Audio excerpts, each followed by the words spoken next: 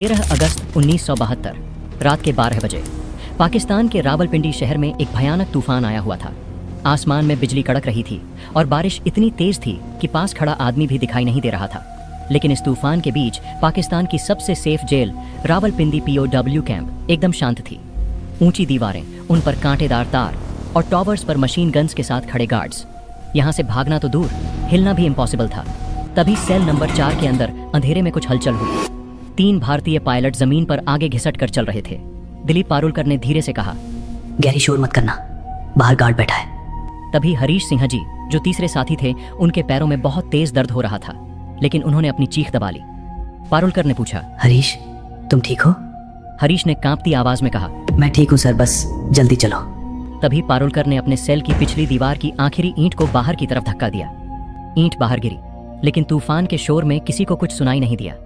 अब उनके और आजादी के बीच सिर्फ एक चीज खड़ी थी, वो गार्ड जो दीवार के ठीक उस पार चारपाई पर बैठा था। अगर उसने जरा सा भी पीछे देखा तो खेल खत्म।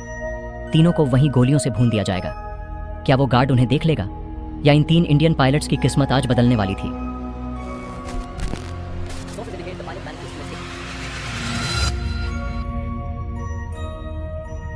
जेल की उस दीवार से भागने की कहानी शुरू हुई थी उस रात से ठीक 8 महीने पहले। तारीख थी 3 दिसंबर 1971। इंडिया और पाकिस्तान के बीच जंग छिड़ चुकी थी। उस वक्त पाकिस्तान के 2 हिस्से थे, वेस्ट पाकिस्तान और ईस्ट पाकिस्तान, जो आज बांग्लादेश है। वेस्ट पाकिस्तान की आर्मी ईस्ट पाकिस्तान के आम लोगों पर बेहद जुल्म कर रही थी। वहां लाखों बेगुनाह लोग मारे जा रहे थे। अपनी जान बचाने के लिए लाखों लोग अपना घर छोड़कर इंडिया भाग रहे थे। जब इंडिया ने इन लोगों की मदद करने का फैसला किया तो पाकिस्तान को बहुत गुस्सा आया और 3 दिसंबर की शाम को पाकिस्तान ने इंडिया के 11 एयरबेसेस पर अचानक हवाई हमले कर दिए। बस यहीं से इंडिया ने भी जंग का ऐलान कर दिया। जमीन पर इंडियन आर्मी आगे बढ़ रही थी, लेकिन आसमान में खतरा बहुत ज्यादा था। इसी जंग में 10 दिसंबर 1971 की सुबह पारुलकर अपने सुखोई 7 फाइटर जेट में थे। उनका टारगेट था पाकिस्तान के जफरवाल शहर का एक वॉच टावर, जहां से पाकिस्तानी फौज इंडियन प्लेन्स पर नजर रख रही थी। पारुलकर ने जैसे ही टावर पर हमला किया, नीचे से दुश्मन की तोपों ने फायरिंग शुरू कर दी। उस तोप का गोला सीधा उनके जेट पर लगा। प्लेन में आग लग गई। पारुलकर के पास सिर्फ एक रास्ता था, प्लेन से कूदना। उन्होंने बटन दबाया और पैराशूट के जरिए नीचे कूद गए। लेकिन जैसे ही वो जमीन पर गिरे, उनकी किस्मत ने उन्हें सीधे दुश्मन के इलाके में गिरा दिया। चारों तरफ से अल्लाहू अकबर के नारे गूंजने लगे। गांव वाले लाठी डंडे लेकर उन पर टूट पड़े। किसी ने उनकी वर्दी फाड़ी, किसी ने उन्हें लात घूंसों से मारा। पारुलकर वहीं बेहोश हो गए। वो शायद उस दिन मारे जाते, लेकिन तभी एक पाकिस्तानी सिपाही ने भीड़ को रोका। उसने चिल्लाकर कहा, रुको, इसे मारो मत, ये जिंदा हमारे ज्यादा काम का है। बेहोशी की हालत में उन्हें उठाया गया और एक अंधेरी कोठरी में डाल दिया गया। जब आंख खुली तो सामने एक पाकिस्तानी अफसर खड़ा था। उसने पारुलकर के मुंह पर कागज पेन मारा और चिल्लाया, आदमपुर एयरबेस का नक्शा बना अभी के अभी। दुश्मन का प्लान साफ था। वो हमारे एयरबेस की लोकेशन जानकर वहां बम गिराना चाहते थे। पारुलकर का शरीर टूट चुका था, उन्हें बहुत तेज दर्द हो रहा था, लेकिन वो डरे नहीं। उन्होंने मना किया तो उन्हें टॉर्चर किया गया। फिर उन्होंने एक चाल चली। उन्होंने अफसर को एक नक्शा बनाकर दिया। अफसर खुश होकर चला गया, लेकिन उसे पता नहीं था कि पारुलकर ने आदमपुर एयरबेस नहीं बल्कि मुंबई एयरपोर्ट का नक्शा बना दिया था। जब अफसर को यह पता चला तो वो गुस्से से पागल हो गया। उसने सजा सुनाई, आज पूरी रात तुम खड़े रहोगे, अगर बैठे तो गोली मार दी जाएगी। पूरी रात पारुलकर एक कोने में खड़े रहे। पैर कांप रहे थे, लेकिन तभी पहरा दे रहे गार्ड को तरस आ गया। उसने धीरे से कहा, साहब आप बैठ जाओ, जब कोई अफसर आएगा तो मैं खांस दूंगा, तब खड़े हो जाना। सिर्फ पारुलकर ही नहीं, बाकी साथियों की कहानी भी बहुत रोंगटे खड़े करने वाली थी। दूसरे जांबाज थे फ्लाइट लेफ्टिनेंट M. ग्रेवाल, जिन्हें सब प्यार से गैरी कहते थे। गैरी का मिशन बहुत खतरनाक था। वो पाकिस्तान के रफीकी एयरबेस को उड़ाने गए थे। जैसे ही उन्होंने वहां बम गिराए, दुश्मन की मिसाइल सीधा उनके प्लेन से जा टकराई। उनका प्लेन आग का गोला बन गया और उन्हें मजबूरन दुश्मन की जमीन पर पैराशूट से उतरना पड़ा। तीसरे पायलट थे हरीश सिंह जी। इनके साथ तो और भी बुरा हुआ। हरीश अपना हंटर प्लेन लेकर दुश्मन के टैंक और गाड़ियां उड़ाने निकले थे, लेकिन नीचे से हो रही गोलियों की बारिश ने उनके इंजन को बर्बाद कर दिया। हरीश ने प्लेन से छलांग तो लगा दी, लेकिन जब वो जमीन पर गिरे तो बहुत बुरी तरह घायल हो गए। उनके दोनों पैरों और रीढ़ की हड्डी में इतनी गहरी चोट आई कि उनका खड़ा होना भी मुश्किल था। धीरे धीरे करके अलग अलग जगहों से पाकिस्तान ने हमारे ऐसे ही 12 पायलट्स को पकड़ लिया और आखिरकार इन 12 पायलट्स को रावलपिंडी के उस POW कैंप में एक साथ रखा गया। तभी 25 दिसंबर को खबर आई कि पाकिस्तान ने सरेंडर कर दिया है। इंडिया जंग जीत गया है। जेल में जश्न का माहौल था। पारुलकर और उनके साथियों को लगा बस अब हम घर जाने वाले हैं। लेकिन दिन बीते, हफ्ते बीते और फिर महीने बीत गए, कोई रिहाई नहीं हुई। पॉलिटिक्स के चक्कर में उनकी रिहाई अटक गई थी। दिलीप पारुलकर को समझ आ गया था कि ये इंतजार बहुत लंबा चलने वाला है। एक रात उन्होंने अपने साथियों से धीरे से कहा, मैं यहाँ हाथ पर हाथ रखकर नहीं बैठूंगा, मैं यहाँ से भागने वाला हूँ। बाकी सब डर गए। उन्होंने कहा, पागल मत बनो, चारों तरफ मशीन गन्स हैं, मारे जाओगे। लेकिन दो लोग उनके साथ खड़े हुए, ग्रेवाल और हरीश सिंह जी। अब शुरू हुआ दुनिया का सबसे गजब का प्लान। सबसे पहले उन्हें चाहिए था रास्ता, और इसके लिए जरूरी था जेल के कमांडर उस्मान हमीद का भरोसा जीतना। पारुलकर बातों के जादूगर थे। वो कमांडर हमीद से बहुत तमीज से पेश आते थे। वो जानबूझकर उससे पॉलिटिक्स, इतिहास और किताबों पर लंबी लंबी बातें करते थे। धीरे धीरे हमीद को लगने लगा, ये पायलट तो बहुत शरीफ और पढ़ा लिखा आदमी है, ये भागने वागने के चक्कर में नहीं पड़ेगा। बस इसी भरोसे का फायदा उठाकर पारुलकर ने चालाकी से उससे पढ़ने के लिए कुछ किताबें और एक नक्शा मांग लिया। कमांडर को अंदाजा भी नहीं था कि वो अपने दुश्मन के हाथ में जेल की चाबी दे रहा है। नक्शा देखकर पारुलकर ने एक ऐसा फैसला लिया जिसने सबको चौंका दिया। उन्होंने कहा, हम इंडिया की तरफ नहीं भागेंगे। क्यों? घर तो इंडिया में है। पारुलकर ने समझाया, देखो इंडिया का बॉर्डर नजदीक जरूर है, लेकिन वो मौत का रास्ता है। वहां दोनों देशों की फौजें आमने सामने खड़ी हैं, जमीन में बारूदी सुरंगें बिछी हैं। हम वहां पक्का मारे जाएंगे। लेकिन अगर हम उल्टा पश्चिम की तरफ जाते हैं तो वहां अफगानिस्तान है। वो रास्ता पहाड़ों के बीच से जाता है, वहां कबीले रहते हैं और उस इलाके में पुलिस या चेकपोस्ट नहीं होती। वहां से छिपकर निकलना आसान होगा। प्लान सेट था, लेकिन जेल की 18 इंच मोटी दीवार तोड़ने के लिए औजार चाहिए थे, जो जेल में मिलना नामुमकिन था। तो उन्होंने मौके का फायदा उठाया। एक दिन जेल में बिजली ठीक करने वाला इलेक्ट्रिशियन आया। जैसे ही उसका ध्यान भटका, पारुलकर ने फुर्ती से उसका पेचकस चुरा लिया। कुछ दिन बाद जब नाई बाल काटने आया तो चुपके से उसकी कैंची चुरा ली।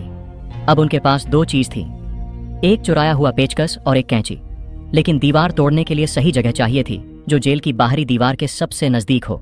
उन्होंने गार्ड से एक झूठ बोला, साहब हमारी कोठरी में बहुत सीलन और बदबू है, हम वहाँ सो नहीं पा रहे, हमें उस कोने वाली कोठरी सेल 4 में जाने दो। गार्ड्स ने सोचा कि ये बस अपनी सुविधा मांग रहे हैं, इसलिए उन्होंने बिना शक किए हाँ कर दी। उन्हें पता नहीं था कि सेल नंबर 4 जेल की बाहरी दीवार के सबसे नजदीक थी।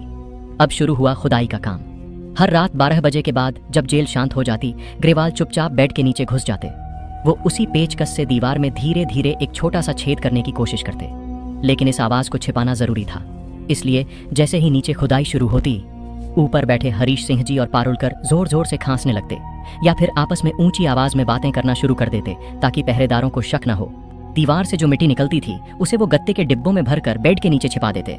लेकिन सबसे बड़ा डर ये था कि अगर दिन में किसी गार्ड ने वो छेद देख लिया तो इसके लिए उन्होंने सुबह होने से पहले वो उस छेद को गत्ते से ढक देते और उसके आगे अपनी लोहे की अलमारी खिसका देते। गार्ड्स को लगता कि अलमारी बस दीवार से सटकर रखी है, लेकिन उन्हें सपने में भी अंदाजा नहीं था कि उस अलमारी के पीछे आजादी का रास्ता बन रहा था। लेकिन दीवार तोड़ने के बाद एक और बहुत बड़ी मुसीबत सामने खड़ी थी। अगर वो जेल से निकल भी गए तो आगे क्या? बाहर अनजान देश था, चारों तरफ सिर्फ रेगिस्तान और पहाड़ थे। ऐसे में सही रास्ता कैसे पता चलेगा? अगर दिशा भटक गए तो रेगिस्तान में ही मारे जाएंगे। उन्होंने कहीं से एक सुई और एक चुंबक का इंतजाम किया। उन्होंने सुई को चुंबक पर अच्छे से रगड़ा, जिससे उस सुई में भी चुंबक वाली पावर आ गई। फिर उन्होंने उस सुई को एक पेन के अंदर फिट कर दिया। अब वो सुई हमेशा नॉर्थ दिशा की तरफ घूम जाती थी। बस जेल के अंदर ही उनका अपना कंपास बनकर तैयार था। पूरे 8 महीने लग गए। वो हर रात थोड़ी थोड़ी करके दीवार खोदते रहे और फिर वो रात आ ही गई। 13 अगस्त 1972। उस रात बहुत तेज बारिश और तूफान था। यही वो मौका था जिसका वो इंतजार कर रहे थे, क्योंकि बारिश की आवाज में उनके भागने की आहट किसी को सुनाई नहीं देती। दीवार में इतना बड़ा छेद हो चुका था कि कोई भी इंसान उसमें से आसानी से बाहर निकल सके। बस आखिर में सिर्फ एक ईंट हटाना बाकी था, जिसे हटाते ही रास्ता खुल जाता। आखिरकार उन्होंने वो आखिरी ईंट धीरे से हटा दी। रास्ता खुल चुका था। सबसे पहले ग्रेवाल रेंगते हुए उस छेद से बाहर निकले। उनके पीछे हरीश सिंह जी, जिनके पैरों में बेइंतहा दर्द था, लेकिन आजादी के जुनून में उन्हें कुछ महसूस नहीं हो रहा था। और सबसे आखिर में निकले दिलीप पारुलकर। हैरानी की बात यह थी कि पहरा दे रहा गार्ड उनसे सिर्फ कुछ कदम दूर बैठा था, लेकिन बारिश इतनी तेज थी कि उसे भनक तक नहीं लगी कि उसके पीछे से 3 कैदी गायब हो चुके हैं। जेल की दीवार पार करते ही वो भागने लगे। उन्होंने जीटी रोड पकड़ी। वो जानते थे कि अगर सुबह तक बॉर्डर के पास नहीं पहुंचे तो पकड़े जाएंगे। रास्ते में उन्होंने एक बस रोकी जो पेशावर जा रही थी। कंडक्टर को शक न हो इसलिए उन्होंने पंजाबी में बात की और टिकट ले ली। अगले दिन सुबह वो जमरूद पहुंच गए। यहाँ से अफगानिस्तान का बॉर्डर सिर्फ 8 किलोमीटर दूर था। सिर्फ 8 किलोमीटर। आज़ादी उनकी आंखों के सामने थी। लेकिन यहीं पर उनसे एक बहुत बड़ी गलती हो गई। उन्हें लगा कि वो ऐसे इलाके में आ गए हैं जहाँ पुलिस का कोई जोर नहीं चलता। वो बेफिक्र होकर एक टपरी पर चाय पीने और रास्ता पूछने रुक गए।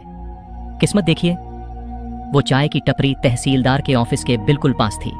वहां मौजूद एक क्लर्क की नज़र उन पर पड़ गई। उसे शक हुआ क्योंकि वो आपस में धीरे धीरे बात कर रहे थे और उनकी भाषा वहां के पठानों जैसी नहीं थी। वो पास आया और कड़क आवाज में पूछा, तुम लोग कौन हो? अपना आईडी कार्ड दिखाओ। पारुलकर ने तुरंत दिमाग चलाया और पूरे कॉन्फिडेंस के साथ एक झूठ बोला, हम लोग पेशावर एयरबेस से हैं, लंडी कोटल जा रहे हैं थोड़ा आराम के लिए। उन्होंने सोचा कि एयरफोर्स का नाम सुनकर वो डर जाएगा, लेकिन वो क्लर्क बहुत चालाक निकला।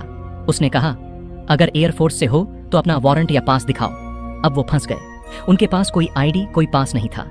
पारुलकर ने रौब झाड़ने की कोशिश की, गुस्सा दिखाया, लेकिन क्लर्क ने तुरंत तहसीलदार को आवाज लगा दी।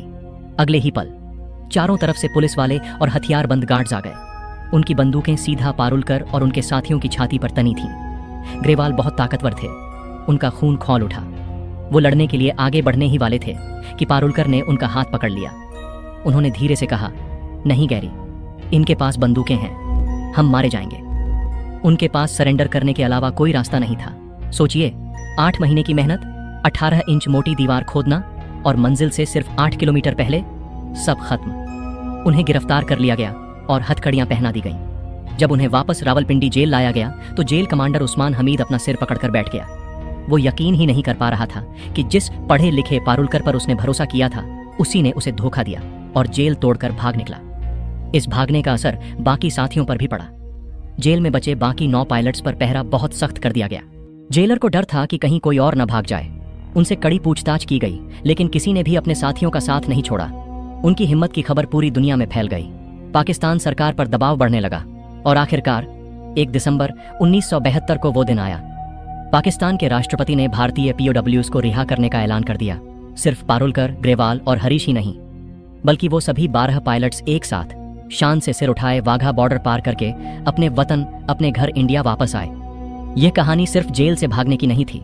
यह कहानी थी उस जिद की जो कहती है, चाहे दीवार कितनी भी मोटी हो और दुश्मन कितना भी ताकतवर, एक भारतीय सैनिक कभी हार नहीं मानता। तो दोस्तों, यह थी 1971 की जंग के उन जांबाज हीरो की कहानी। दिलीप पारुलकर और उनके साथियों ने साबित कर दिया कि दुश्मन की जेल और लोहे की जंजीरें एक भारतीय फौजी के शरीर को कैद कर सकती हैं, लेकिन उसके हौसले को नहीं। भले ही वो बॉर्डर पार नहीं कर पाए, लेकिन उनकी इस कोशिश ने पाकिस्तान की सिक्योरिटी की धज्जियां उड़ा दी थीं।